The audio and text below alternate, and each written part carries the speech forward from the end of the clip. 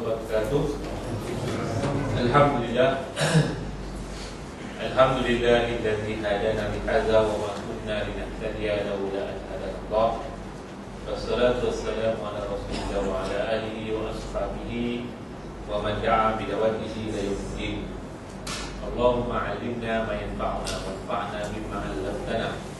Allahumma la sahlata illa ma ja'altahu sahla wa anta taj'alu sa'ba illa ma syi'ta sahla. Rabbi shrah li sadri wa yassir li amri wahlul 'uqdatam min lisani yafqahu qawli.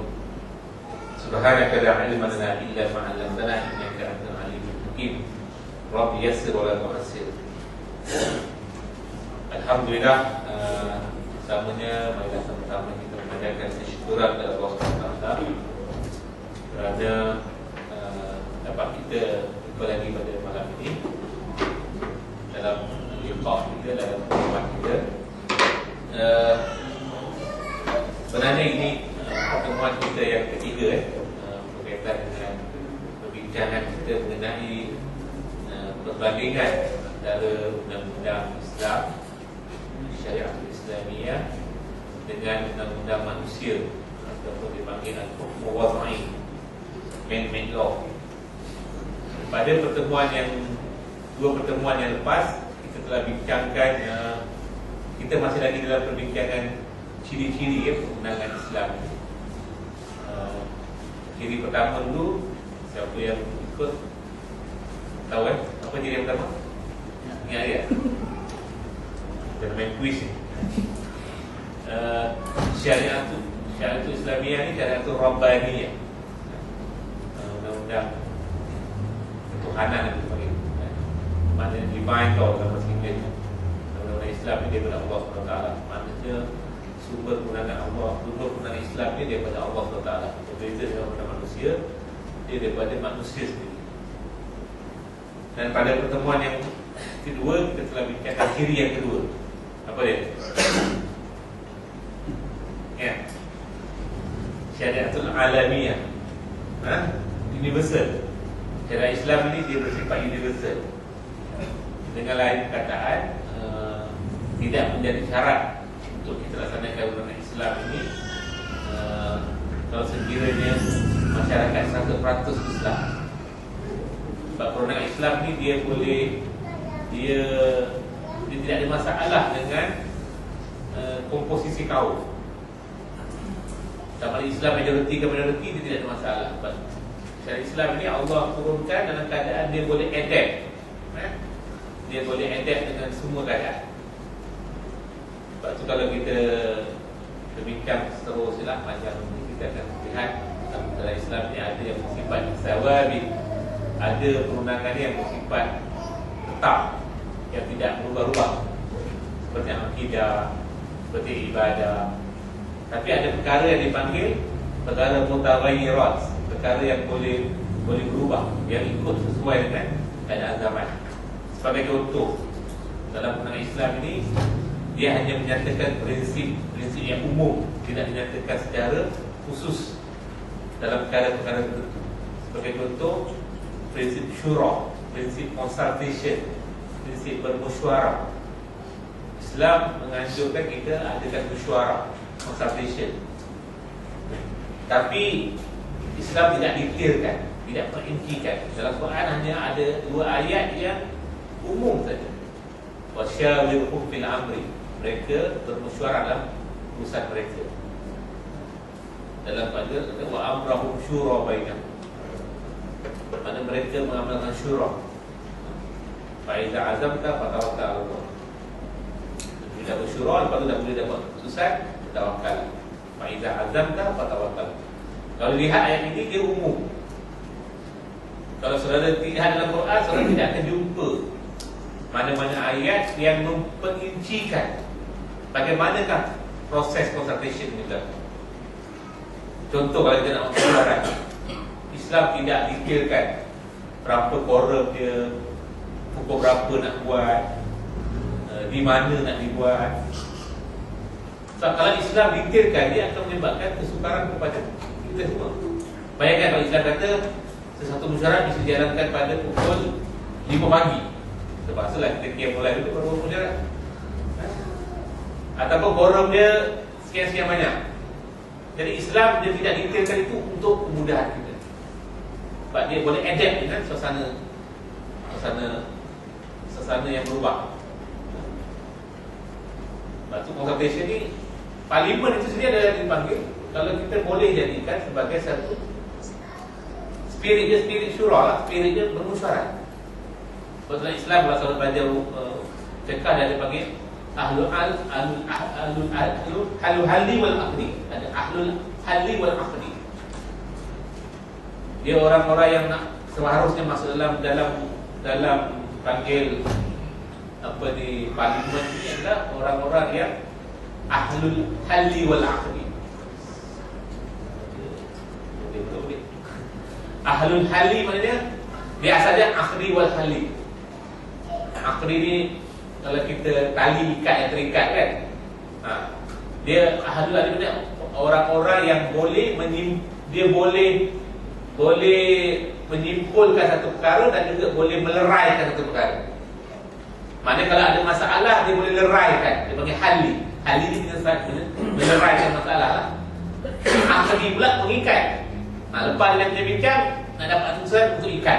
Lepas tu dia panggil halul halli wal aqdi. Ni istilah fiqh lah. Maknanya orang-orang yang berupaya untuk nak menyelesaikan masalah. Jadi kalau menerima masalah Islam, tentulah sepatutnya orang-orang yang mahir dalam perundang Islam. Dia pengalaman dalam parlimen ni yang faham Islam ni sikit sangat lah. Yang orang Islam sendiri pun kadang-kadang bercakap pun dalam parlimen tak apa-apa lah, minta maaf lah, tak menguasai ilmu Islam. Jadi Islam itu. Jadi prinsip yang kedua tu syariat Islam, syariat alamiah, universal. Jadi hari ini kita masuk yang pertemuan kita yang ketiga. Yang ketiga ini adalah syariat Islam ini dia bersifat syumul. Apa makna syumul? Syumul apa? Syumul maknanya dia lengkap lah. Kamil. Dia bukan lengkap, kamil wa mutakamil. Syariat Islam ini dia bersifat sempurna dan menyempurnakan antara satu sama lain. Apa maksud syariat Islam ini sempurna? Maknanya dalam syariat Islam ini dia memperuntukkan penyelesaian kepada semua masalah. Maksudnya gini, syariat Islam ini dia cater semua perkara. Daripada perkara yang orang kata, dia kata mundane, perkara yang mungkin nampak perkara harian, rutin. Sebagai contoh, kita perkara yang kita kecil-kecil, kita bangun tidur, kita pergi bilik air, kita pergi ini. Dalam Islam ada dia peraturan-peraturan. Ini hebat Islam. Sebab tu saudara tidak akan jumpa syariat ataupun perundangan yang sedetail Islam, selengkap Islam. Sebagai contoh, dalam Islam ni dia ada perkara yang dipanggil ibadah. Bermula akidah tu, akidah, ibadah, muamalah. Muamalah ni maknanya perkara yang urusan antara manusia dengan manusia lain. Sama ada muamalah dalam perkara kekeluargaan, dipanggil al-akhwal syakhsiyah, undang-undang keluarga Islam, ataupun dipanggil munakahat. Yang kita, kalau kita sekolah agama, saya orang Johor ni dia ada belajar lah. Kalau sekolah agama tu ada munakahat. Ada yang berkaitan dengan dipanggil muamalat, yang kita panggil muamalat ekonomi lah, iqtisadiyah. Kalau dalam Islam ni ada sistem ekonomi Islamnya. Lepas tu ada perkara yang dipanggil jinayat. Jinayat apa? Jinayat lah. Bahasa Melayu jinayat tu bahasa Arab tu. Banyak bahasa kita ni yang ambil dalam bahasa Arab. Jinayat tu bahasa Arab, tapi kalau kita sebut jinayat, sama je lah. Maknanya sama lah. Maknanya kalau orang mencuri macam mana, orang merompak macam mana, orang berzina macam mana, orang bunuh orang macam mana, semua ada dalam Islam. Termasuk dalam bab jinayat itu ada dipanggil turukul isbat.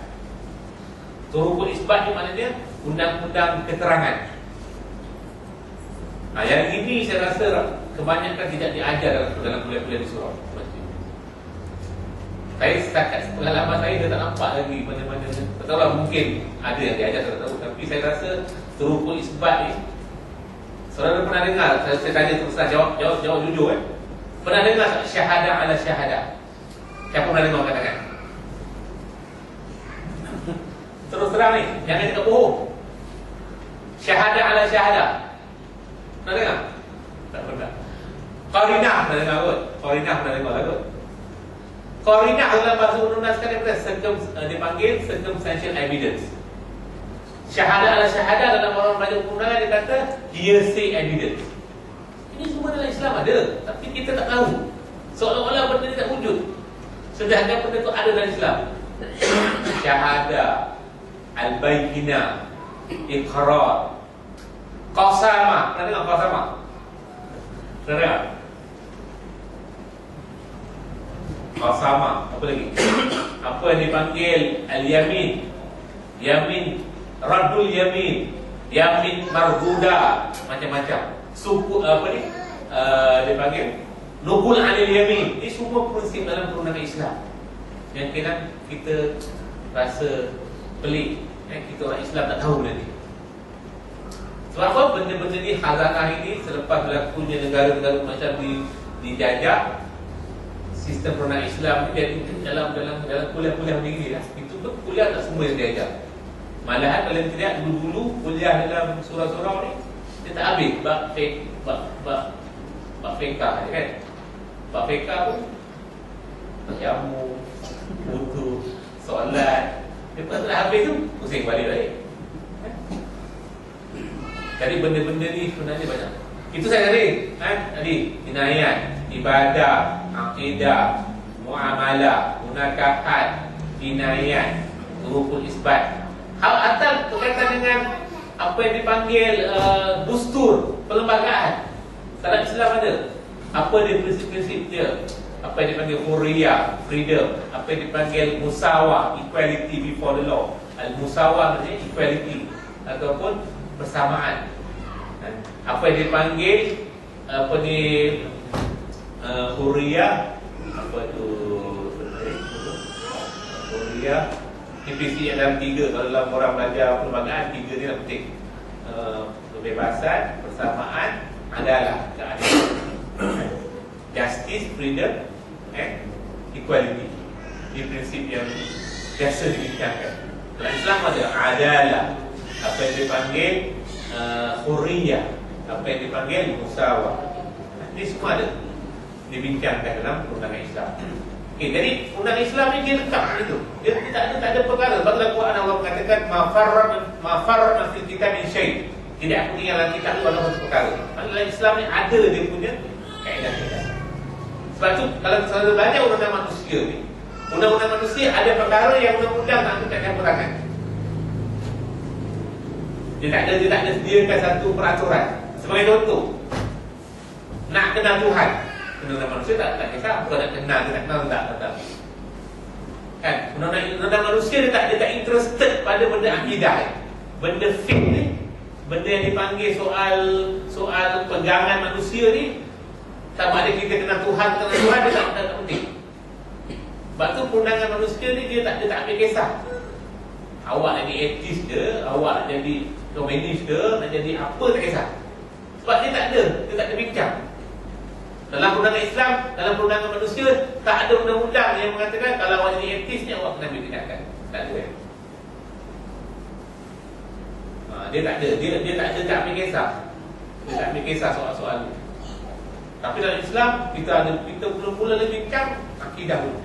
Sebab tu Rasulullah SAW apabila diutuskan kepada umat manusia sebagai Khatimul Anbiya, sebagai rasul terakhir, 13 tahun di Madinah, di Mekah, kita tahu dia bercakap tentang akidah. Betul tak? Kita tahu fasa perjuangan Rasulullah ada 2. Satu fasa Mekah, satu lagi fasa Madinah. Quran ni pun ada ayat Makkiyah, ada ayat Madaniyah. Ayat Makkiyah ni surah Al-Qadar lah. Ayat-ayat yang menyentuh soal akidah, apa dia mengenal Tuhan, malaikat, Rasul, al-jaza, balasan, syurga, neraka, pahala, dosa, yaumul hisab, yaumul hisab. Ini benda-benda yang ditegaskan dalam perintah Mekah. Setelah akidah orang Islam dah kuat, Rasulullah berhijrah ke Madinah, baru turun ayat berkaitan ahkam, ayat tentang hukum hakam. Saudara tak akan jumpa ayat hukum hakam ni di Mekah. Di Madinah baru ada ayat ahkam. Hakam puasa sendiri pun dia wajib setelah Rasulullah berhijrah ke Madinah. Maknanya ahkam, hukum hakam ini diturunkan di peringkat Madinah. Okey, apabila saya kata di peruntukan Islam yang lengkap, Rasulullah SAW sendiri pun adalah seorang Rasul yang lengkap. Sebab itu kalau saya selalu lihat antara Nabi-Nabi, Nabi Muhammad SAW ini, kita lihat dia satu Nabi yang perfect. Nabi lain maksum, tapi selalu akan jumpa kalau dalam perbincangan-perbincangan ulama-ulama dia kata Nabi Muhammad ni kita boleh ambil contoh dalam semua perkara. Dia seorang Rasul perfect. Sebab tu dalam Quran Allah katakan, laqad kana lakum fi Rasulillah uswatun hasanah liman kana yarjullaha wal yawmal akhir wa dzakarallaha katsiran. Sesungguhnya pada diri Rasulullah itu ada contoh, qudwah, role model. Sebab tu Nabi Muhammad SAW ni, kalau kita nak bercakap tentang akidah Rasulullah, kita tahu macam mana hadis dia keluar. Kalau kita nak bercakap tentang perniagaan, Rasulullah dia seorang peniaga, dia terlibat dengan perniagaan. Nak bercakap tentang peperangan, Rasulullah juga terlibat dalam peperangan. Kalau orang nak cakap tentang military law, undang-undang ketenteraan, macam mana adab-adab dalam peperangan, Rasulullah terlibat dalam perang. Macam mana Rasulullah arahkan kalau berperang ni tak boleh bunuh wanita, tak boleh bunuh orang-orang dalam tempat ibadat. Orang-orang dalam tempat ibadat, tak kira dalam masjid ke tempat ibadat orang Islam pun tak boleh kita kacau. Ini dalam Islam. Tapi kadang-kadang kita tengok dalam sekarang ni, tak perang pun tempat ibadat orang kacau. Kadang-kadang orang Islam ni kacau tempat ibadat. Orang Islam kacau orang dalam masjid Surabaya. Tengok sekarang apa yang berlaku di Mesir, bunuh wanita, bunuh maksudnya tak terasa nyawa manusia seorang tidak ada harga. Islam dengan dia dalam peperangan dia ada dia punya adab-adab tertentu. Tak boleh kita suka-suka dibunuh dalam keadaan kita ni. Sebab tu dalam sejarah Islam tuan, tengok tentera Islam, kita tengok Sayyidina Ali sekarang membawa jahat. Sayyidina Ali ni, saudara baca dalam buku Masnawi, buku yang ditulis oleh Jalaluddin Ar-Rumi. Jalaluddin Ar-Rumi ni seorang ulama, kalau saudara baca buku dia menarik lah. Dia seorang filosof, seorang poet, seorang ahli syahid juga. Dia ni seorang ulama hebat lah.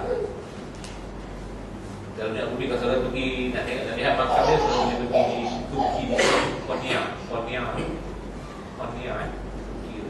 Jadi Jalaluddin Ar-Rumi ni sebenarnya dia ni Jalaluddin Al-Balkhi. Dia ni sekarang di Balkhi ni di Afghanistan.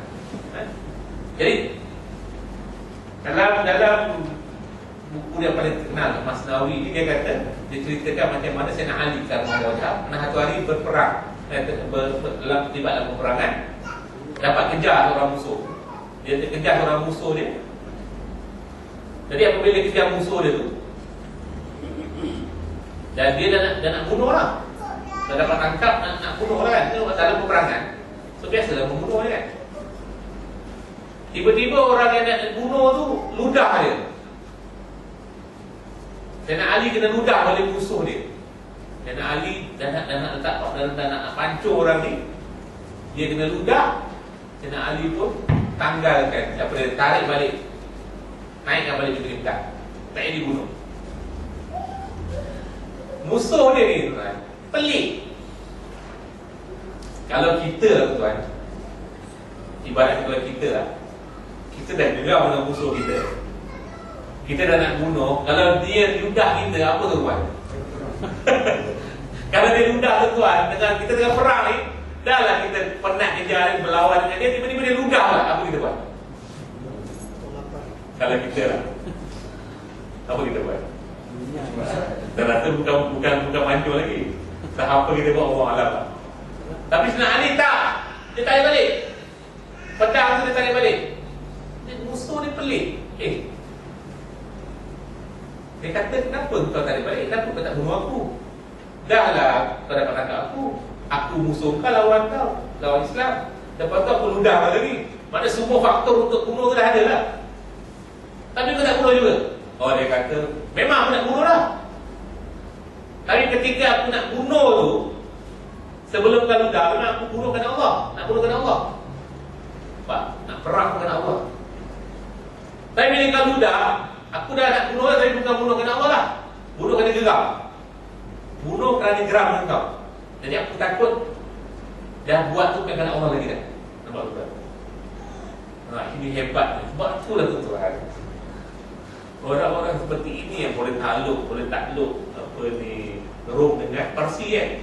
Sebab tu orang kata ruhban fil lail wal fursan fil nahar. Mereka ni ibarat kuda dalam waktu siang berperang. Kalau malam pula mereka ni siang mereka perang macam seekor kuda yang lincah. Malam pula mereka ni apa? Ruhban. Ruhban maknanya orang yang sembahyang malam. Itu dia punya perumpamaan tu. Jadi dalam Islam peperangan ni ada dia punya ni. Dan Rasulullah terlibat dalam peperangan. Bukan satu peperangan, banyak peperangan. Macam mana Rasulullah kendalikan tawanan perang. Tengok Amerika yang rasa hebat. Tengok cara dia tawan. Tengok apa yang dia buat pada tahanan-tahanan Guantanamo Bay. Guantanamo kan? Apa dia buat? Yang dia bercakap soal human right. Nak treat prisoner secara baik pun tak boleh. Kan? Dia bercakap soal human right. Islam tuan. Kalau saudara baca surah Al-Insan yang kita baca pagi-pagi Jumaat kan, macam mana orang Islam ni antaranya mereka zaman Rasulullah, bila Rasulullah berlakunya perang Badar tu, bila orang-orang tahanan ni kena tahan, yang pandai-pandai baca, yang kata orang tu celik huruf ni, Rasulullah suruh ajar orang Islam yang mungkin tak pandai baca. Nampak tak? Macam mana we treat the prisoners dengan respect. Kita lawan, tapi bila dia di prisoner, kita kena bagi hak dia. Atas Sayyidina Umar, apabila dia dibunuh, kita tahu Sayyidina Umar dibunuh kan? Ditikam ketika semayang. Masa dia ditikam tuan, sebelum dia mati tu, dia bagi wasiat ni. Dia bagi wasiat lagi.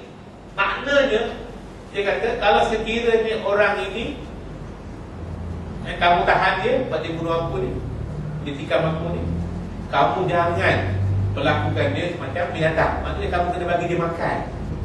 Tuan-tuan, dia tentu dia tengah tikam ni. Dia tikam seorang presiden negara. Presiden boleh kata macam itu pula. Ni orang yang kamu buat ini, yang tikam aku ni, kamu jangan treat dia dengan kasar. Kamu kena bagi dia makan. Bicarakan dengan adil. Nampak tuan? Inilah Islam. Dia bukan kerana dendam. Sebab bagi Islam treat kita semua ni, sama ada Islam atau bukan Islam. Kalau Islam nama Islam, kita kata we are brotherhood. We are brothers. Kita adalah saudara seagama. Innamal mu'minuna ikhwah. Kalau sekiranya orang tu bukan Islam, dia itu saudara kita, saudara sesama manusia. Sebab kullukum min Adam wa Adam min turab. Semua manusia daripada Adam daripada tanah. Nampak? Maknanya hakikatnya umat manusia ini bersaudara. Nampak? Ini cara. Sebab tu dalam tulisan dalam surat Sayyidina Ali kepada siapa tu, Malik bin Ashtar, seorang gubernur dia masa ini seorang surat ni saudara, saya nak sebut je kan. Apa ni, bekas Menteri Kesihatan Tuan Jumin, dia pernah berceramah sebut dalam surat. Dia orang Islam pun dia tahu tentang benda ni. Kalau saudara baca, kalau saudara baca buku tulisan Quran Sayyidina Ali kepada Malik bin Ashtar, gubernur itu kan, dia bercakap tentang soal governance. Dia bercakap beribu-ribu tahun dulu. Dan sekarang surah itu dikaji. Saya ada baca satu buku yang ditulis oleh seorang profesor dan expert bincang pasal surah itu. Nampak? Satu kata-kata yang orang zaman yang orang belum bercakap tentang soal governance, soal pemerintahan, dia dah bercakap. Antara dalam surah itu dia kata, kalau kamu jadi seorang pemimpin, hendaklah kamu jadi rakyat kamu ni sebagai orang yang kamu hormati. Jangan kamu kasar pada rakyat kamu. Sebab tu dia kata, rakyat kamu ni, kalau kamu seorang pemimpin, rakyat kamu ni adalah saudara kamu. Sama ada saudara-saudara agama ataupun saudara sesama manusia. Sebab ini dia, kita faham dia, tasawuf dia jelas. Jadi sebab tu Rasulullah, saya kata dia pemimpin yang lengkap dalam bab perang tadi. Dalam bab pernikahan, tengok Rasulullah, dia seorang suami. Kalau dia tak berkahwin, macam mana kita nak dapat contoh terbaik dari Rasulullah? Betul tak? Macam mana kita nak contoh orang, nak contoh seorang suami yang baik kalau Rasulullah tak berkahwin? Nampak? Nabi Isa tak tempat berkahwin. Dia orang dah bunuh lah, dah bunuh. Nampak? Jadi orang Islam, Nabi Muhammad seorang suami, dia juga bukan seorang isteri lebih. Macam mana cara dia treat isteri-isteri dia? Kalau Rasulullah pula ada anak, macam mana dia treat anak dia? Rasulullah juga treat macam mana dia treat cucu-cucu dia.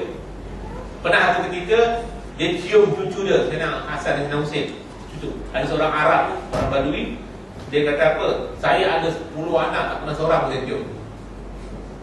Rasulullah kata, man la yarham la yurham. Siapa yang tidak mengasihi seseorang, dia tidak akan dikasihi. Nampak? Mana kalau kamu ada anak cium lah, tak cium. Ini sampai tak nak cium anak teruk lah. Mana nak tunjukkan tuan macam mana Rasulullah jadi seorang muhaddith, seorang dalam semua negara. Okey, kalau kita tengok seorang, kalau nak tengok seorang pemimpin, Rasulullah memerintah semua negara. Betul tak? Rasulullah memerintah apa? Negeri Madinah. Macam mana Rasulullah, kalau kita nak contoh nak cara berdiplomasi, tengok Rasulullah berdiplomasi dalam Sulh Al-Hudaybiyah, perjanjian Hudaybiyah. Macam mana Rasulullah tunjukkan sifat dia panggil negarawan dia. Ini semua tuan perkara yang tunjukkan kita orang Islam yang amat bertuah. Sebab kita ada contoh orang Rasul yang perfect. Sebab tu tidak ada dalil untuk kita nak teraba-raba nak cari apa ni orang panggil, nak cari panduan. Qurannya lengkap, hadisnya Rasulullah sendiri, Rasulullah sebagai mutarjim, sebagai penterjemah pada Quran itu. Jadi kita syariat Islam ini satu syariat yang kita boleh lihat sempurna sekarang. Apa ni? Bab akidah jelas, bab ibadah, macam mana sembahyang dia, puasa dia. Sembahyang pula ada yang wajib, ada yang sunat. Puasa ada yang wajib, ada sunat. Semua haji, umrah, lengkap je ibadat. Sebab tu dalam bab fiqh ni Islam sebelum sembahyang tu cerita pula bab macam mana bab apa ni ambil air sembahyang dulu. Kalau saya buka bab, kalau saya baca buku kitab-kitab fiqh, semua kitab fiqh dia bermula dengan apa? Dia bincang bab tu. Bab pertama apa? Taharah lah. Suci. Macam mana nak bersihkan najis, macam mana mandi, macam mana nak sebab apa jenis najis. Tuan-tuan, cari mana-mana agama yang se-perfect Islam ada. Tanya dengan sahabat-sahabat kita yang bukan Islam, macam mana? Tanya dia macam mana kamu treat sebuah Islam lengkap sungguh. Saudara lihat macam mana Islam mengatur kehidupan manusia ni, lengkap sungguh. Bila kita syariat dia ada panduan lah. Panduan dia macam mana kita kalau ada najis, macam mana kita nak bersihkan najis. Kalau kita tak ada air nak bersihkan najis, macam mana istinja, macam mana. Lepas tu kalau air nak berwuduk tak ada, kita macam mana ada tayamum. Semua ada. Semua dah ambil daripada dalil Al-Quran, hadis. punya hebatnya ilmu apa syariat Islam. Kalau baca dalam Quran Allah mengatakan ya ayyuhallazina amanu idza qumtum ila shalah faghsilu wujuhakum wa aydiyakum ila al-marafiq wamsahu bi ru'usikum wa arjulakum. Kalau kamu nak sembahyang, idza qumtum ila shalah, kalau kamu nak sembahyang, hendaklah kamu basuh apa? Muka kan? Faghsilu wujuhakum wa aydiyakum, dan tangan kamu ila al-marafiq, ke sini.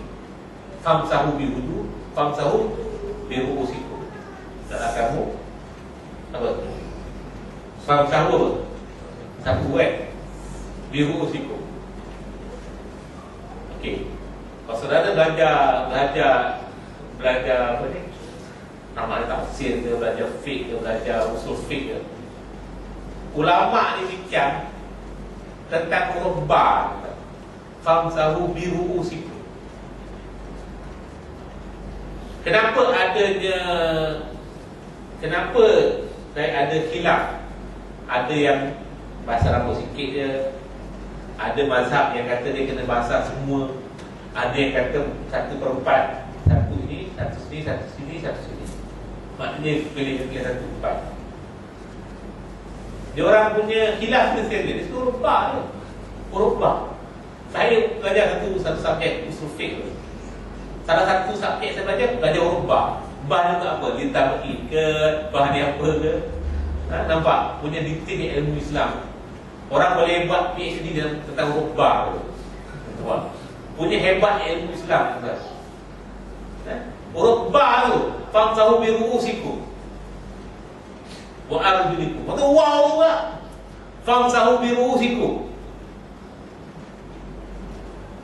Naklah kamu sapu kepala kan? Lepas tu wa arjulikum. Nak baca wa arjulikum, wa arjulakum. Ada dua kiraan lah. Orang yang baca wa arjulikum, dia kata kaki pun kena sapu juga. Nampak? Orang yang kata wa arjulakum, dia kata kena basuh. Nampak? Indahnya macam mana Islam ni dia develop ilmu. Itu sebab tu kalau ada setengah mazhab Quran ni, dalam Islam ni semua huruf dengan alif, fathah tadi, semua huruf yang makna. Jangan main. Sebab tu ada setengah pendapat dia kata kita kalau ada satu kataan huruf alif, katakan satu orang tulis alif, tiba-tiba perkataan ni bersepak, jangan kita pijak ke apa. Ada setengah pendapat kata even kita pijak huruf saja pun berdosa. Sebab semuanya hurufnya ada di punya makna dia. Jangan main. Kalau kenapa shin? Apa shin tu apa? Tafah. Makna semua dia nak kata hebat di Islam ni. Dia nak kata betapa kita ni tuan-tuan beruntungnya kita ni. Seorang takkan lupa, seorang tak akan baca orang baik, orang tentang Bible, orang tidak akan bincang sedikit macam itu. Tetapi Islam ni tuan, dia punya ilmu berbeza. Sebab tu ada seorang ulama lah, dia ceritakan dia belajar di Mauritania. Mauritania ni satu West Africa lah. Dia masa tu ada kuliah ni, macam dia bagi dia style kan, style photo kan. Jadi masa apa ni, ulama ni bagi lecture ni, dia pen ni, dia pakai pen lah tulis kan. Lepas tu dia tak guna pen untuk tulis, dia gunakan pen untuk korek kaki dia, betulkan kuku dia kan, ada tersedia pen. Ulama Mauritania tegur, dia kata janganlah kamu menghina benda yang Allah muliakan. Sebab dalam Quran ni ada satu surah Al-Qalam. Betul tak? Qalam apa? Pen lah. Mana pen itu benda yang mulia. Tapi kan tengok kita treat pen macam mana. Kita tie dia ni kadang-kadang kan, pen dia jatuh, hilang. Saya nak katakan betapa orang menghormati benda. Nampak? Sebab apa? Allah memuliakan itu. Sebab tu jangan, saya nak kata buruk semua ni kan. Itu Islam ni sedetail itu. Perkara ibadat dia kata semayang, macam mana Islam ajar kita. Walaupun Quran kata dia waqti bersolat, macam mana dan nak semayang, masuk rujuk sallu kama ra'aytumuni usalli. juga dalam puasa, zakat, fikir. Ibadat Islam terlalu detail. Saudara takkan jumpa ibadat sedetail Islam. Lepas tu kita cakap soal apa? Soal penakahan, soal nikah cerai, soal kahwin cerai. Saudara kalau belajar al-akhwal syakhsiyah, undang-undang keluarga Islam ni, saudara tengok ulama bincang pasal keluarga Islam ni, kadang-kadang kita tak terfikir. Dia punya bincang detail. Bab tolak, tolak apa? Penceraian.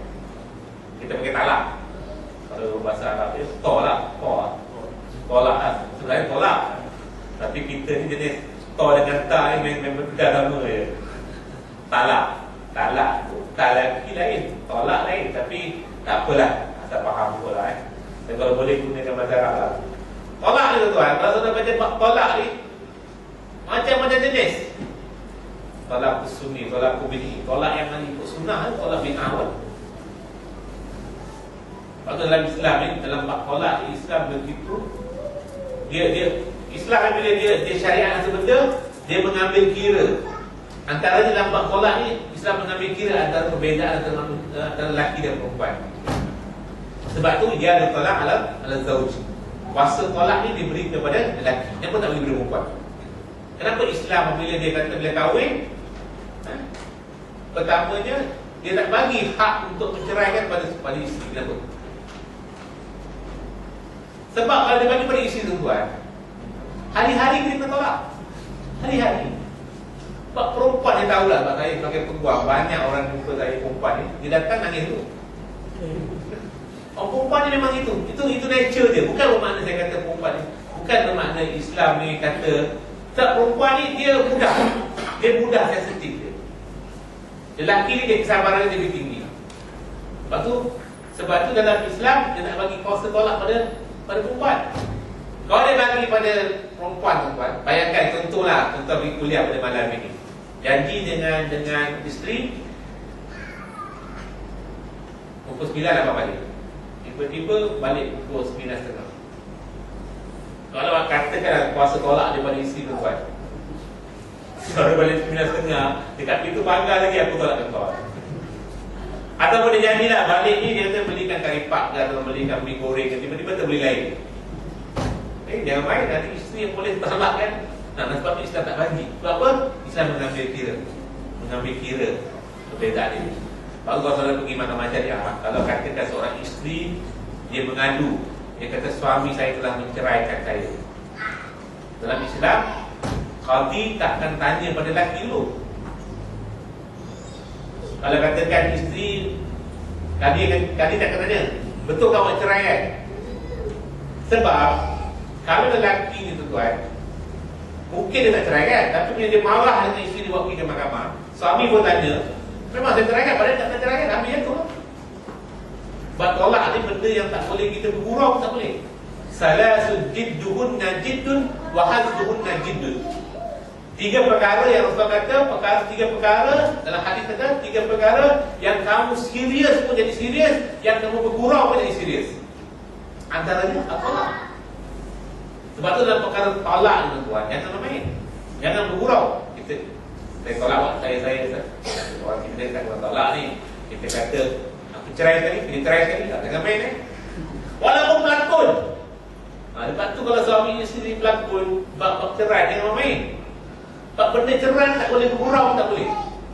Sebab dia benda yang dia boleh serius, boleh bergurau, tapi ada setengah perkara yang Islam kata tak boleh kita bergurau macam dia tu. Maksudnya kita bergurau macam serius, kita serius lagi lah.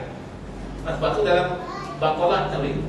Sekarang ni bab tolak ni, tolak pula ghadban, tolak pula tak ada marah macam mana hukumnya, tolak pula hazl, tolak dalam keadaan bergurau macam mana, tolak pula tolak pula sakran, tolak dalam keadaan mabuk macam mana. Dia bincang benda sesuatu.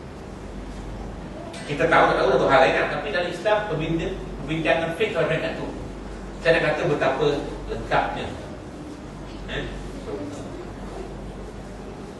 Dari segi cerai tuan, undang-undang manusia ni, kalau saudara baca undang-undang sejarah undang-undang manusia ni, khususnya undang-undang undang-undang Inggeris. Dulu undang-undang Inggeris tak pernah kan bercerai. Kalau kita kahwin je, seorang lelaki kahwin dengan perempuan, sampai bila-bila tak boleh cerai. Sebenarnya ini satu undang-undang yang tak praktikal. Sebab tu Islam tolak ni Rasulullah kata perkara yang Allah paling tak suka. Al-Ghadul halal. Ini perkara yang dalam perkara halal, tolak ni halal. Tapi dalam perkara halal yang perkara yang Allah tak paling suka, paling tak suka ialah cerai. Walau perkara halal. Tapi dalam masa sama dia benarkan cerai. Sebab apa? Ada masa-masanya cerai ni terpaksa. Satu option yang tak boleh kita lari. Kalau perkahwinan tak boleh diselamatkan lagi, kalau kita terus katakan suami dia bantai isteri, tiba-tiba boleh cerai, macam mana tuan ya? Ataupun tak bagi nafkah. Selalunya masalah selalunya memang selalu saya minta berlaku kita lelaki, tapi kita kena adil lah. Dalam kes cerai selalunya lelaki lah yang buat faul. Kita terima lah tuan. Masa kahwin punya lah indah, awak lah pemaisuri di hati saya. Segala-galanya lah. Kata orang, apa whatever under the sun semua kita ada. Tapi bila dah kahwin macam-macam. Itu perkara biasa lah. Saya menyaksikan suami tak bekerja, isteri yang tanggung anak semua ada. Benda-benda berlaku. Ini lelaki kan. Ini lelaki kita jangan act lah. Yang jenis, yang tegur jadi isteri ni pun ramai. Jadi ada cerita lah.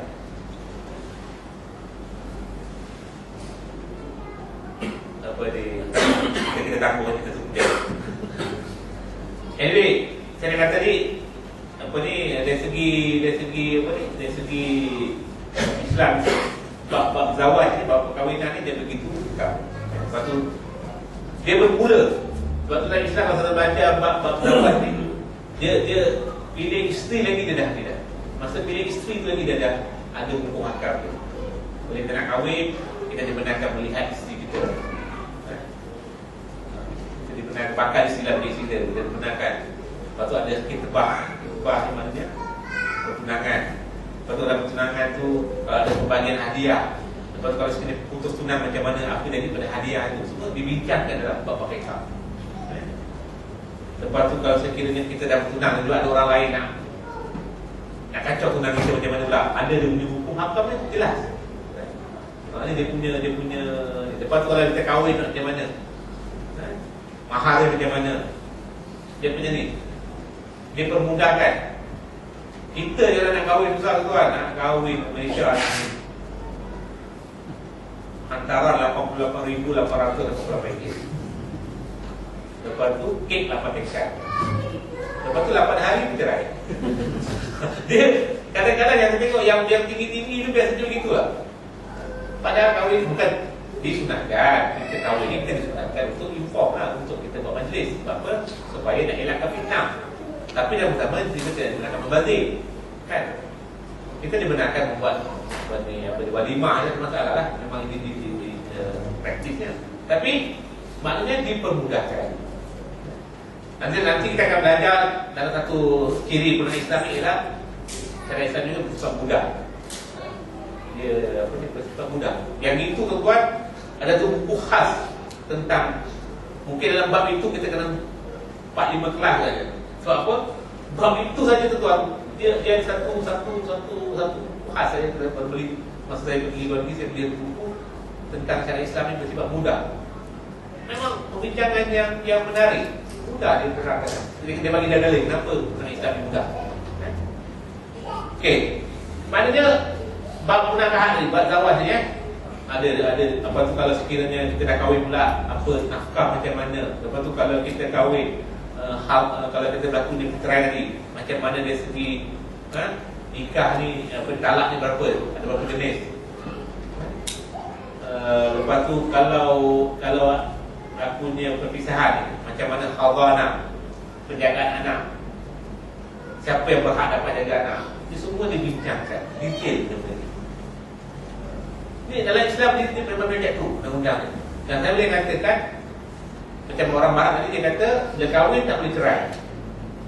Undang-undang ni bila dia lihat sampai tu ketika dia kata undang-undang tak praktikal, maka dia ambil daripada perundangan Islam, dia pun benarkan cerai. Kita tak tahu apabila orang-orang barat sekarang dalam undang-undang dia boleh dicerai ni, ini mereka ambil daripada undang-undang Islam. Ini kita mungkin tak sedar, tapi mereka ambil daripada undang-undang Islam. Kalau saudara baca dalam Guardian, dalam BBC punya website, saudara akan dapat lihat tulisan yang menunjukkan pengaruh undang-undang Islam dalam perundangan British. Banyak. Ada satu buah buku ditulis oleh seorang bekas hakim mahkamah antarabangsa, International Court. Jadi seorang hakim yang daripada Sri Lanka, tapi seorang yang hebat lah. Dia tulis satu buku tentang Islamic jurisprudence. Dia nak cerita macam mana pengaruh Islamic jurisprudence ini, perundangan Islam ini, ke dalam perundangan manusia. Ini orang yang ditulis oleh orang-orang bukan Islam sendiri. Bagi perundangan Islam ini, saya tadi detail, lengkap. Sudah di bab ibadat, bab mudakahat, bab muamalat. Macam mana kita nak berurusan dengan ekonomi ni. Sudah lihat dalam Islam apa dia panggil al-bai', pembelian. Lepas tu apa yang dipanggil pinjaman macam mana. Macam mana kalau sekiranya pembiayaan kewangan, baik bisa money aja ke qaul hasan ke semua. Sebab tu satu perkara yang menarik. Saya nak tanya tuan-tuan pernah tak dengar mana-mana bank selain daripada bank konvensional ni yang dinasab dengan agama selain daripada Islam? Ada? Pernah dengar tak bank Kristian? Siapa pernah nampak bank Kristian ada? Saudara pergi di England, Barclays kan, yang orang sepak kan, bank tu kan, tak ada pun. Saudara pergi di England tu kan, di England ada bank Islam. Satu-satunya negara Europe yang gunakan nama Islam, London bank Islam. Negara-negara lain, baik di negeri-negeri Eropah, Perancis ke mana-mana lain, dia masih guna nama-nama yang tak sebut Islam tu, walaupun dia mengamalkan sistem perbankan Islam ke, ada. Tapi London terang-terang bank Islam ada di London. Okey, saya kata tadi, saudara pernah tak tengok bank Hindu? Ada. Saudara pergi India, pernah nampak bank Hindu? Bank Buddha ada. Pergi Thailand, saudara pergi Thailand ni naik bas tu, tengok satu seat khas untuk orang-orang Sami. Dia punya hormat kepada Sami. Tapi dia tak buat bank Buddha ni. Ada. Bank apa? Zoroaster. Ada.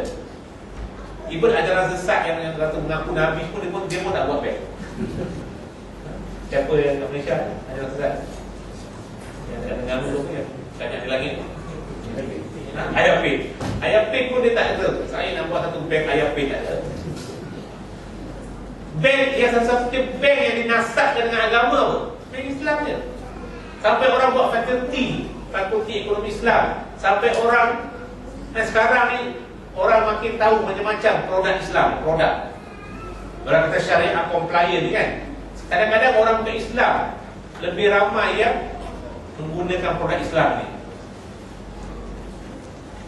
Hatta di Singapura, pembangunan HDB ni yang nak beli apa ni, rumah-rumah ni kan, dia tawarkan sistem perbankan Islam. Maknanya satu perkara yang diterima oleh masyarakat antarabangsa bahawa Islam ni ada sistem ekonomi. Betul tak? Sampai mereka mengakui kewujudan sistem, sampai ada pula apa yang dipanggil sampai dalam usaha saham pun kan, mereka mengambil kira soal-soal Islam ni. Patut kita orang Islam, kita berasa bersyukur dalam Islam. Tapi yang pelik ni, kita dalam bab ekonomi, kita nak syariah compliant.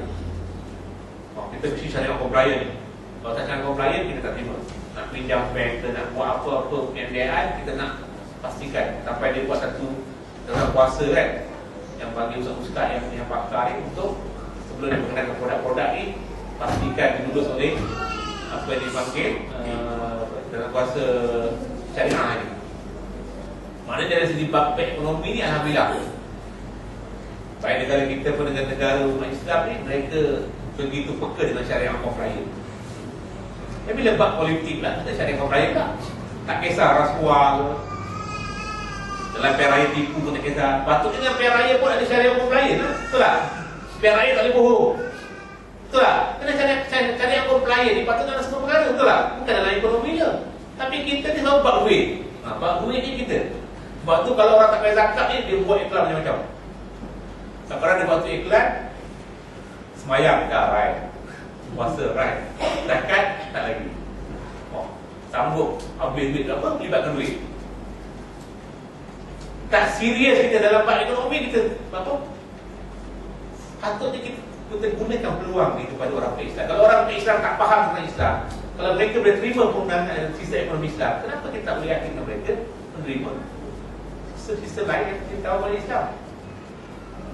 Patutnya kita ni semua syariah compliant. Kadang-kadang mahkamah syariah pun tak syariah compliant. Saya nak beri contoh. Contoh pergi mahkamah syariah, katakan ada kes zina. Boleh tak hakim nyatakan hukuman berdasarkan apa yang Islam ajar? Ada? Boleh. Katakan dalam orang Islam dan Islam zina ada dua. Satu ghairu muhsan, satu muhsan. Satu yang belum kahwin, satu lagi yang dah kahwin. Dalam Islam kalau belum berkahwin, hukuman dia apa? 100 rotan. Az-zani wa zani fajlidu kulla wahidin minhuma mi'ata jaldah. Orang yang perempuan berzina, lelaki berzina nak kamu tepat 100 rotan. Orang yang belum dah kahwin, hukuman dia rejam. Okey. Kita pergi mahkamah syariah. Orang tangkap zina. Boleh tak? Kalau dapat masalah belum kahwin 100 rotan. Tak boleh. Patutnya syariah compliant ni ialah 100 rotan. Barulah syariah compliant tu lah. Tapi tak boleh. Oh, ini tak boleh. Ini tambah ada RM3,000. Tambah RM5,000. 4 hari penjara ataupun tempat paling pun 6 rotan. Nampak? Macam nak kata syariah compliant tu. Kenapa dia begitu tuan? Dalam bab ekonomi pastikan syariah compliant, semua syariah compliant. Dalam bab mahkamah syariah, cara mahkamah syariah, patutnya mahkamah syariah syariah compliant lah. Betul tak? What is the definition of syariah compliant? Maksudnya dia comply dengan syariah. That's why dia buat satu dalam kuasa syariah. Nak pastikan segala produk yang bank tawarkan ni pastikan compliant dengan syariah. Patutnya compliant dengan semua perkara lah. Okey, sekarang ni parti-parti nak bertanding dalam pilihan raya, mesti syariah compliant. Apa syariah compliantnya? Tak boleh rasuah, adil, tak boleh fitnah, tak boleh aibkan orang. Betul tak? Itulah syariah compliantnya. Kena bercakap betul, jangan bohong. Itu syariah compliant lah. Ahli politik mesti kena cakap yang macam itu. Betul tak? Oh, nama syariah compliant. Okey, dalam perkara apa lagi? Dalam perkara berkaitan dengan ekonomi ni, berkaitan dengan ni, segalanya. Kita nak semayang, nak semayang kita syariah compliant bermaksud kita mesti ikut apa yang Rasul ada. Boleh tak kita semayang Zuhur, kita oleh kali kita rasa saya ni semayang hebat, saya nak semayang 8 rakaat boleh? Tak boleh. Dia mesti syariah compliant maksudnya 8 rakaat hebat. Saya ni puasa hebat, air raya pun saya nak puasa. Tak boleh. Syariah compliant mesti bulan puasa tau. Nak puasa tak ada waktu dia. Semayang ada waktu dia. Hebat macam mana bersemayang, lepas asar tak boleh semayang. Jangan tunjuk hebat, oh saya lepas semayang lepas asar nak semayang juga, semayang sunat 2 rakaat. Tak boleh. Nampak tak? Kena waktu-waktu yang tak digunakan semayang, tak boleh semayang. Ini dia tuan. Punyalah syumulan Islam. Sekarang dalam perkara jinayat lah. Dalam Islam, perkara jinayat. Sebab apa tuan Islam ni semua? Sebab manusia ni tuan, dia terpaksa berhadapan dengan semua perkara. Kita nak makan, dalam Islam ada syariat tentang makanan. Nak makan macam mana mesti halal. Halal dan wajibah. Kalau halal pun tak wajib, tak boleh. Ataupun wajibah tak halal, tak boleh. Mesti halal, halal dan wajibah. Mesti yang halal dan juga yang baik. Kan? Sebab tu dalam, sebab apa? Sebab Islam mengambil kira makanan tu akan jadi saluran darah kita, masuk dalam saluran darah kita, dan dia akan pergi kepada anak kita semua ni. Sebab tu dia begitu cermat. Okey, oleh kerana kita nak makan, dari Islam ada peraturan tentang makan. Nak minum, ada peraturan tentang minum. Betul tak? Kita nak pergi bilik air, dalam perundangan Islam ada, walaupun perkara bukan wajib, ada dia punya tauladan daripada Rasulullah SAW. Apa dia? masuk kaki apa, keluar kaki apa, baca apa. Baca, saudara beli kitab Imam Nawawi Al-Azkar. Azkar tu maksudnya zikir-zikir yang Imam Nawawi ni, kita tahu yang seorang ulama yang tulis 40 hadis tu kan, yang mengumpulkan 40 hadis tu. Ada tu kitab dia namanya Azkar dan terjemah dalam bahasa Melayu dah. Saudara beli buku tu daripada beli rokok yang beli tu. Daripada beli benda-benda buku Doraemon ke buku apa kan, beli buku tu.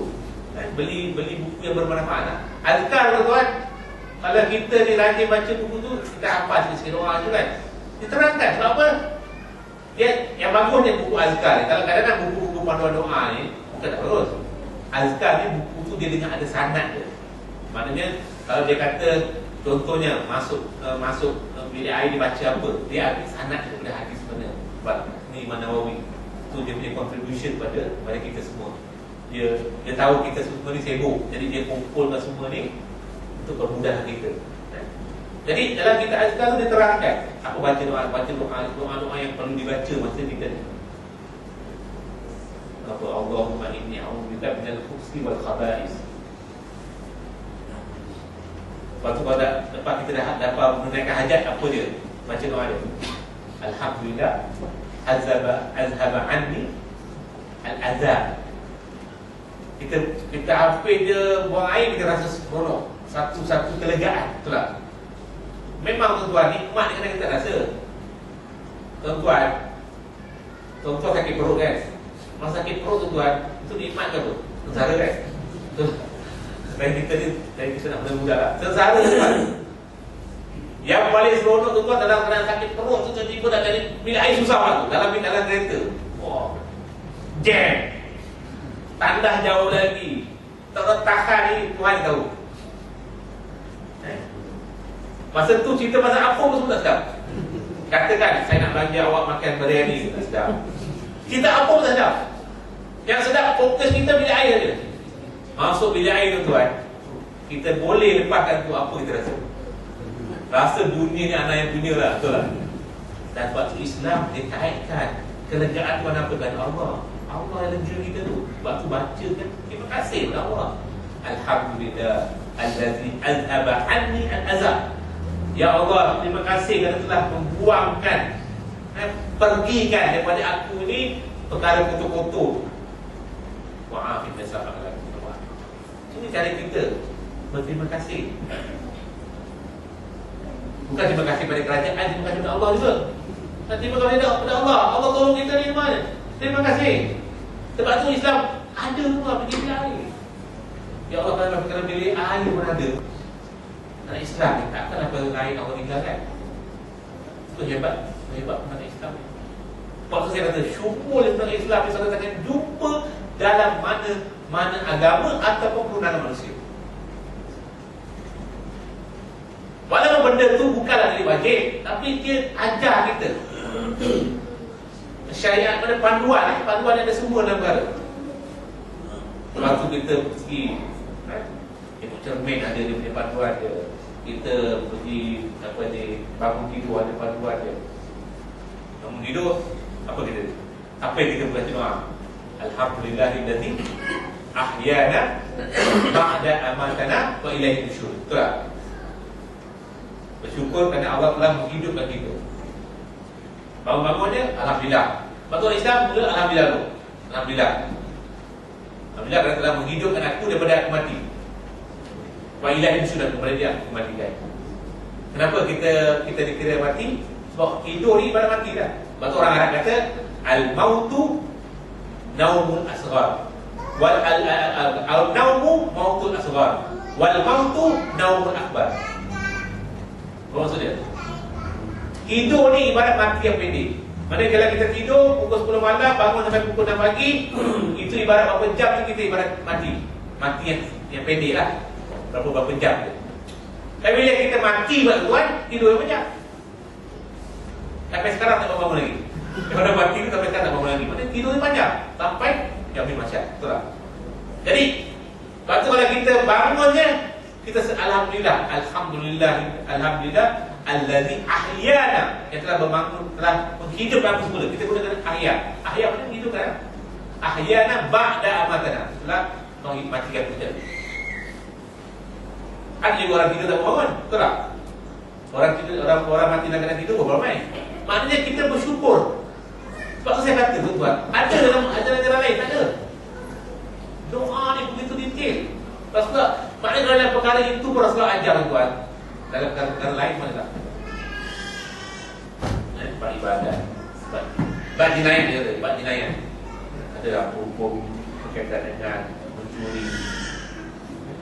Dalam Islam ni dia jinayan dia bertiga lah. Dia ada tiga bahagian. Satu dia panggil hudud, hudud. Satu lagi dipanggil qisas. Satu lagi dipanggil ta'zir. Apa dia hudud? Al-hudud ia uqubah al-muqaddar. Hudud ni adalah undang-undang dia yang telah ditetapkan, ditentukan. Bukan semua undang-undang Islam ni kena hudud. Undang-undang hudud ni ada khilaf. Ada ulama kata 7 kesalahan, ada kata 6, ada kata 4. Tapi secara pendapat yang masyhur dia kata 6. Iaitu as-sariqah, mencuri. Lagi apa? Kirabah, merompak. Merompak dengan bunuh sekali dah. Yang ketiganya apa ni? Shibul khamr, maknanya minum arak. Yang keempat apa ni? Qazaf, menuduh orang berzina. Yang kelima zina. Yang keenam apa lagi? Riddah. Iaitu berat keluar agama. Ada kata yang ketujuh bughah, maknanya menderhaka terhadap negara. Jadi penderhaka lah. Dari dalam Islam kesalahan ni dia yang jadi masuk hudud. Apa dia kata hudud ni tuan-tuan? Dia hudud ni kita akan bincang insya-Allah kalau kita kuliah ni berjalan terus, kita akan bincang tentang hudud tu ni tentang satu saja lain lah. Hudud ni dia benda yang ditetapkan, tak boleh ubah. Sebab tu dalam perkara hudud ni tuan-tuan, cara mudahnya dia berbeza dengan takzir, berbeza dengan qisas ni. Hukuman tu jenis kesalahan telah ditentukan, hukuman dia pun telah ditentukan. Tak boleh kita nak ubah. Sebagai contoh, zina. Dalam Islam kata az-zaniyatu waz-zani fajlidu kulla wahidin minhuma mi'ata jaldah. Orang perempuan yang berzina, laki berzina dalam kamu sebab 100 rotan. Okey, dalam undang-undang hudud bila saya kata ubah muka darah dia punya hukuman tetap, bermakna dalam undang-undang hudud ni kalau orang tu berzina, dibicarakan di mahkamah, dia dapati bersalah, apa jatuh buat hukum ni, kalau dia dah dapati bersalah, hakim hanya boleh kenakan 100 rotan, tak boleh ubah. Hakim tak boleh kenakan hukuman 99 rotan, tak boleh. 101 rotan tak boleh. Dia mesti 100. Itu dia punya ubah muka darah. Tak. Maknanya pendakwa tak boleh ubah, parlimen tak boleh ubah, hakim tak boleh ubah. Dia tetap. Tilka hududullah fala ta'taduha. Itulah ketetapan batasan dia, kamu jangan melampau. Sebab tu lah hukum ni tak boleh main, tak boleh ubah. Sebab tu kalau kita ubah daripada 100 rotan pada 6 rotan, ibaratnya kita mengubah hukum Allah. Itu bahayanya. Itu dia bagi hudud dah, dapat hudud. Rasuah, satu kesalahan dalam Islam, tapi dia tak masuk dalam hudud. Hukuman dia boleh hakim menentukan. Sama ada nak kena penjara ke, denda ke, itu semua pada hakim. Discretionary, discretion hakim, boleh bicara hakim. Tapi hudud tak boleh ubah. Sebab itu dalam hudud ni tuan-tuan, dia tidak boleh ada kemaafan. Kalau dalam undang-undang sekarang, kalau sekiranya kita buat kes jenayah ni, kalau kata orang mencuri, kalau katakan dia mencuri, tiba-tiba dia mencuri kali pertama, first offender, dapati bersalah, hakim sebelum dihukum, hakim akan minta peguam, please, dia kata counsel, please do the investigation. Maksudnya dia kata minta hukuman ringan untuk anak buah-buah. Jadi kita katalah ya Arif, anak buah saya ni seorang yang tidak ada pekerjaan. Itulah biasa skripnya. Dia ni ada anak 5 orang, padahal masa dia tak masuk penjara pun dia tak kisah anak dia. Sebab masa tu, dia ada anak 5 orang, kesian anak dia. Padahal masa dia nak skrip pun dia tak ingat anak dia pun. Tapi itu biasalah skrip, kan? Dia ni seorang, kalau dia ni seorang yang tidak ada rekod kesalahan, jadi hakim akan ambil kira. Dia kata mitigating factor tu, faktor mitigasi tu. Tapi dalam undang-undang Islam, bila buat hudud ni tak boleh. first offender ke, ada rekod jenayah pun tidak boleh. Sebab apa? Itu hukuman yang tetap. Berbeza dengan hukuman takzir. Sebab itu jangan main, tak boleh berubah. Jadi dalam Islam begitu hukum dia, hudud. Tapi kalau kisah dia lain sikit. Kisah ni bunuh lah, bunuh balas. Kisah ni kalau orang bunuh, hukuman dia ada. Itu yang dibaca yang takzir pula selain daripada kisah tu takzir lah. Contohnya kita ada benda yang melibatkan hudud pun kalau tak cukup syarat dia takzir. Sebagai contoh, dalam hudud ni syarat untuk hudud ni mencuri sebagai contoh, mestilah curi itu ada syarat dia. Antaranya dia mencuri ada dia punya nilai barangan dia. Dia curi daripada tempat barang disimpan. Lepas tu al-hirz dalam Islam, kalau kita mencuri barang ni mestilah mencuri barang tempat yang disimpan. Sebagai contohlah, kita letak motosikal di tengah jalan, orang pun ambil, itu tak curi. Dan bila pula orang simpan motor di tengah jalan? Mana kalau orang ambil itu tak curi. Saya silap orang yang letak tengah jalan, dia pula yang kena hukum. Yang kamu letak tengah jalan orang tolong ubah, dia buat laporan polis, dia kata orang curi. Padahal orang tu tolong ubah. Itu bukan tempat curi. Itu bukan tempat simpan barang. Contohnya kita dah letak dekat garaj, kita dah kunci, dah buat segala, tiba-tiba orang curi lah, baru kita letak hukuman. Tapi kalau katakan dia nak mencuri, dah masuk rumah dah buka garaj, dah nak buka kunci tu, tiba-tiba kena tangkap, adakah dikenakan hukuman hudud? Tak boleh lah. Sebab dia tak lengkap, dia tak ambil motor tu, dia baru tekan attempted, baru dipanggil percubaan. Jadi percubaan boleh kena hukum takzir, tak boleh kena hukum hudud. Ini contoh lah, ini contoh. Ini dalam Islam itu hudud takzir besar. Lepas tu dalam Islam pula, kalau kita nak bawa kes ke mahkamah macam mana? Jadi cara dia punya turut isbat. Nak bawa orang saksi, bagi saksi macam mana, saksi ni macam mana orangnya, adil tak adil, ada dia punya tazkiyah tu syuhud. Ini semua ni saya kira lah. Kalau kita belajar tentang Islam, benda ni semua ada diterangkan. Jadi sebab tu syumul Islam. Sebab tu kita patut bersyukur. Patut bersyukur. Alhamdulillah, jadi dikurniakan satu agama kita semua. Alhamdulillah kita pula dilahirkan dalam keadaan dah dapat Islam. Bayangkan kalau kita dulu lahir bukan bagi orang Islam, tak dapat kita kenikmatan. Sebab tu nikmat yang paling besar. Kalau setengah orang dia mulakan dengan ceramah, dia kata alhamdulillah ala nikmat Islam wa kafa biha nikmah. Ada setengah orang berceramah, dia mulakan ceramah dia alhamdulillah ala nikmat Islam, alhamdulillah atas nikmat Islam, wa kafa biha nikmah, cukuplah nikmat ini. Nikmat lain tak ada berapa, nikmat yang itu lah. Faham? Islam itu kan nikmat yang paling berkuasa kita. Sebab itulah saya rasa lebih kurang itulah yang saya nak terangkan tentang ciri yang ketiga ini. InsyaAllah pada pertemuan datang kita akan teruskan dengan ciri-ciri yang seterusnya. InsyaAllah kita kalau kita teruskan ini, saudara akan, saya haraplah dengan saudara yang ikut belajar secara tetap, saudara akan dapat nanti di atas tasawur. Dapat, kalau saudara dah faham ciri-ciri ini, barulah nanti kalau kita bincang bab hudud, bab qisas, bab ni saudara boleh mudah dapat ikuti. Kalau saudara dapat lihat keadilan dekat mana, kalau saudara dapat lihat kehebatan dekat mana. Kalau saudara tak belajar ciri-ciri ini, saudara tak akan nampak. Sebab tu kita mulakan dengan ciri-ciri dulu. Dan nak masuk ciri ni tuan-tuan, berapa minggu dah ni? Baru 3 minggu, baru 3 ciri. Bukan 3 minggu, 3 kali pertemuan, baru 3 ciri. Dan sampai ke 10-11 ciri tu, berapa kali dia pakai setahun dia.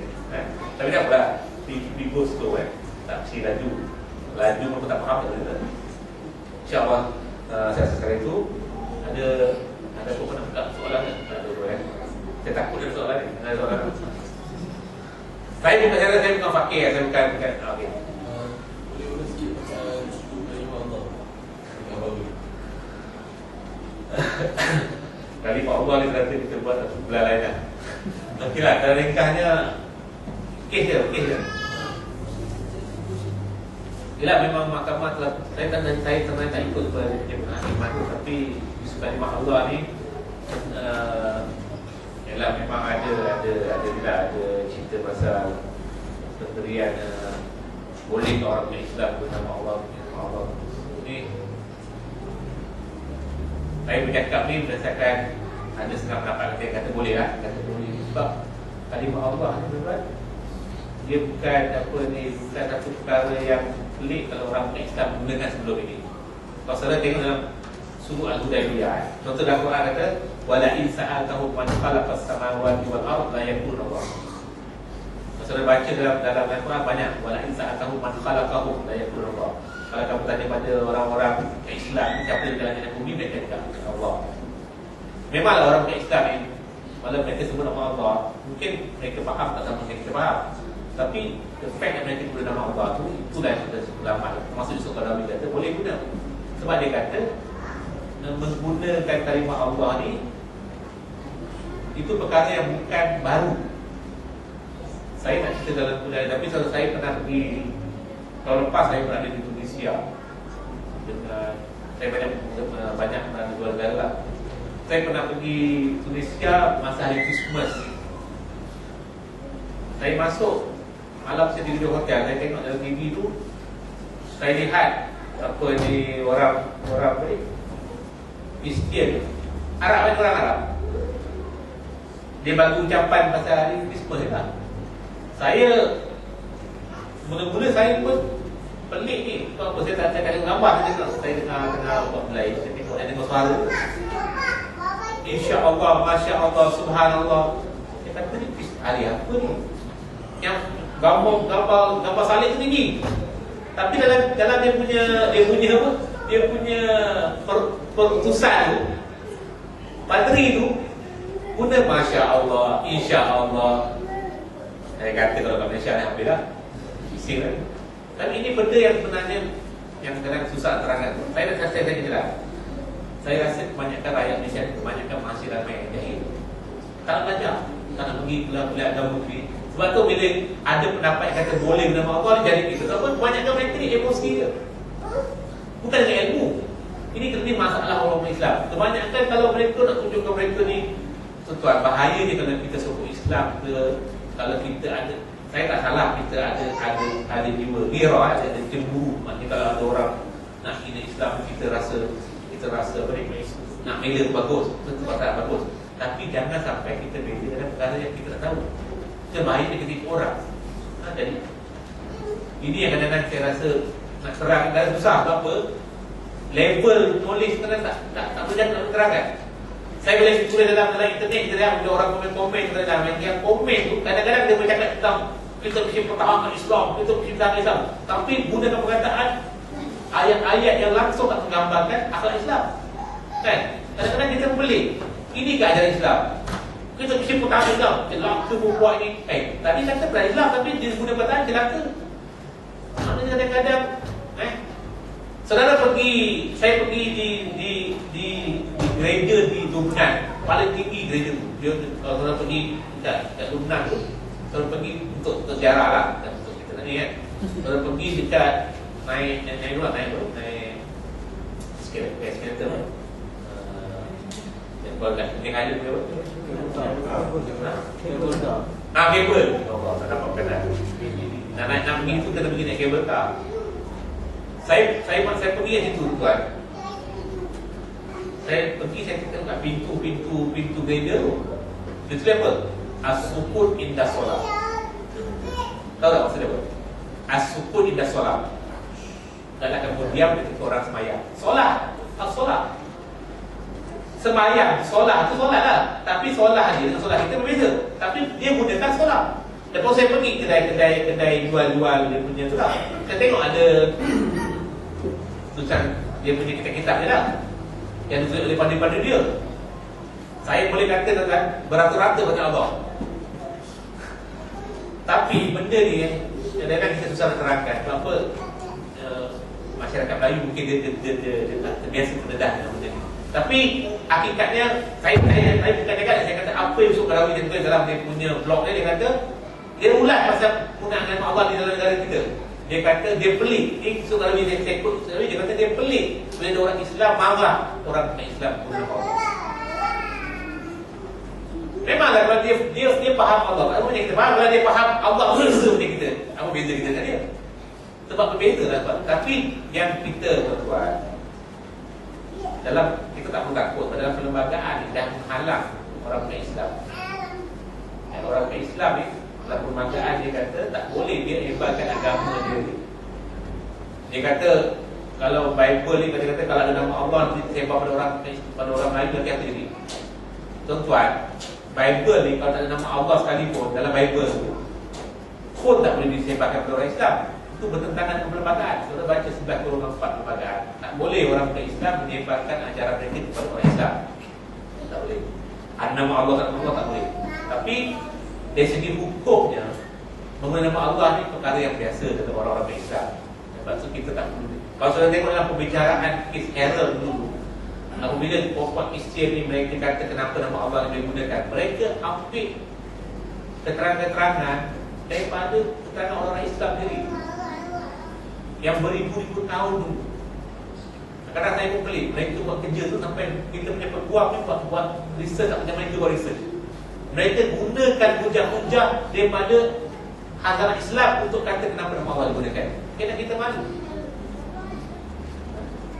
Ini kelebihan orang-orang yang kadang-kadang walaupun dia tu sesat ke apa, tapi mereka ini kerja keras dari segi nak ni. Tapi kita ni walaupun kita mungkin benar, tapi kita bermalas. Buat kerja nak dari segi prepare case kadang-kadang tak prepare macam orang-orang mereka buat preparation. Dan kita lawan mereka, maksudnya kita kena prepare dengan nak cerita ni benda yang ni lah, benda yang sebagai penutup je tuan. Kalau saudara tengok dalam Suluk Al-Hudaybiyah, kalau apa anda boleh baca sirah, buku sirah cuba baca. Kalau pada bahasa Inggeris yang paling bagus baca buku Martin Links. Martin Links tu apa? Martin Links Sirah Judith, dia meninggal orang putih. Mak Saleh tu ni orang Inggeris. Dia ni tulis buku tentang sirah. Dia duduk di Mesir.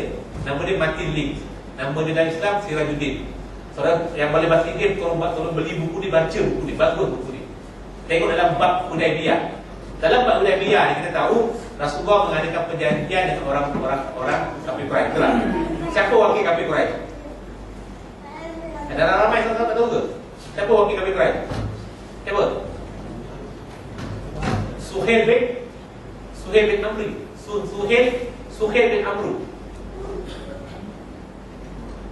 Saya beli satu buku tajuk dia apa? Qira'atus Siyasiyah li Siratin Nabawiyah.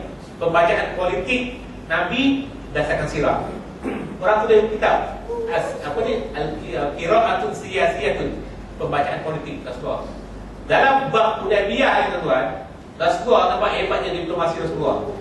Apabila orang Arab kafir Quraisy ni hantar Suhail bin Amri, nampak Rasulullah kenal musuh dia. Dia kata kalau orang ini datang, kalau orang kafir Quraisy hantar orang ini Suhail bin Amri, bermakna mereka bukan nak gaduh, mereka nak berunding. Kalau orang ni orang kafir berunding. Nampak? Rasulullah mengenal musuh dia. Itu hebat semua. Sampai musuh dia boleh kenal. Kalau orang ini dapat datang nak gaduh. Kalau orang ni orang datang nak berunding, nampak dia kenal musuh dia. Itu hebat diplomasi Rasulullah. Okey. Mula-mula tu saya nak alih jadi khatib, jadi penulis agreement itu, perjanjian itu. Apa dia kata? Rasulullah kata tulis Bismillahirrahmanirrahim. Rasulullah kata mulakan perjanjian dengan Bismillahirrahmanirrahim. Apa kata Suhail? Mahalah la arifu hadha. Saya tak tahu ni. Saya tak kenal Bismillahirrahmanirrahim ni. Dan Rasulullah kata apa? Tak apa, saya nak alih padam. Tukar. So yang kata tukar dengan Bismika Allahumma. Bismika Allahumma, dengan nama Tuhanmu Allah. Allah tu kafir Quraisy tu. Bismika Allah dengan nama Allah. Patutnya Rasulullah kata, kamu ni kafir, mana boleh nama Allah? Kan? Tapi Rasulullah tak kata itu. Rasulullah kata tak apa, gunakan itu. Nampak? Inilah dalil-dalil yang kata orang Islam boleh guna nama Allah ni ada tuan. Kita tak tahu. Itu masalah kita. Sebab kita ni mainkan emosi, itu susah tu. Bila main emosi tu tuan, ilmu tak ada, susah-susah tak. Saya minta maaf, saya kata saya bercakap ni semata-mata berdasarkan dalil, bukan berdasarkan ni. Walaupun pada masa yang sama, saya setuju kalau salah guna ni, siapa pun salah guna, orang Islam salah guna nama Allah pun kita marah, betul tak? Salah guna ni dalam semua perkara, orang Islam. Sebenarnya tuan, kalau tuan-tuan fikir panjang, Apabila orang bukan Islam guna nama Allah ni, sebenarnya lagi bagus untuk kita berdakwah, lagi mudah. Kalau orang belajar ilmu munazarah ni, ilmu berdebat ni tuan-tuan, dia bagus kalau orang bukan Islam dengan kita ni ada persamaan dari segi dia terima benda. Contohnya, kamu terima Allah, kami terima Allah. Macam mana kamu boleh terima Allah dan tiga? Kamu sujud untuk Allah, aku Allah, macam mana Allah boleh tiga? Tapi kalau Allah boleh terima tuan-tuan, susah tuan. Ada benda dalam berdebat ni, kita ambil benda sama dulu. Betul tak? Kalau ilmu perdebatan, kalau orang belajar perdebatan, sebelum dia bincang benda yang berbeza, kita cari yang sama dulu. Sebagai contoh, kita dengan orang Islam. Orang Islam, dia tak sembahyang. Kau Islam, aku Islam. Macam mana kau tak sembahyang? Kita ambil yang sama dulu. Kalau kita nak suruh dia sembahyang, sedangkan dia kafir, macam mana kita nak sama? Contohnya, kau mesti sembahyang. Aku kafir nak sembahyang, macam mana? Tapi kalau sama-sama, kau Islam, aku Islam, ada sama kan? Ada sama tak? Ada persamaan. Okey, macam mana kau tak sembahyang? Lepas tu kita debat lah. Okey, sekarang kau terima Allah, aku terima Allah. Macam mana boleh kamu kata Allah tiga? Kan mudah, nampak tak? Tapi kita tak nampak benda tu. Sebab kita tak jalan ketika dakwah, tu susahnya. Kita tak pergi jumpa orang Islam, kita pada Islam. Kita sibuk, ni orang yang ni. Ni orang Islam ni yang apa ni. Kita pijak lembu ni, macam itu.